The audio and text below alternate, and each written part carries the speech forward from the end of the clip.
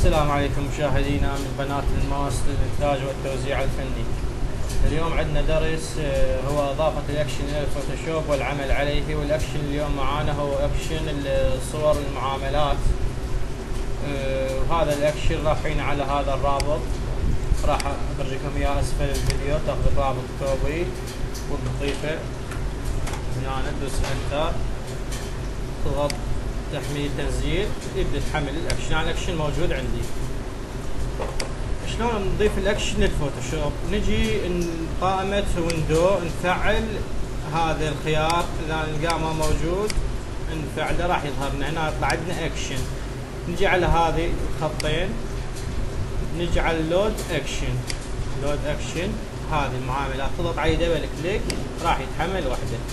عمل الأكشن عندنا شنو باختصارات؟ أنا خليته تدوس F2 راح يفتح عندك لاير الورقة الستاندر مال الطابعة. تجي على الصورة مالتك تاخذها تقصها عفوا الأحمر،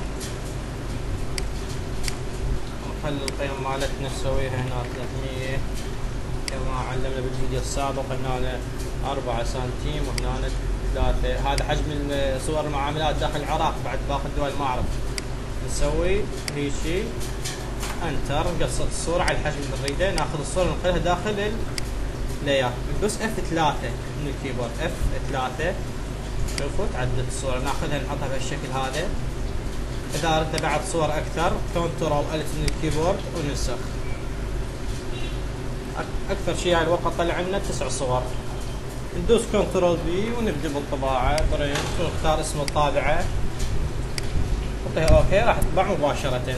هذا كل اللي عندنا اليوم قدمناه لكم، وان شاء الله ينال اعجابكم. مع تحياتي لكم، انا محدثكم احمد العقيل من مركز الماس للانتاج والتوزيع الفني. الى اللقاء.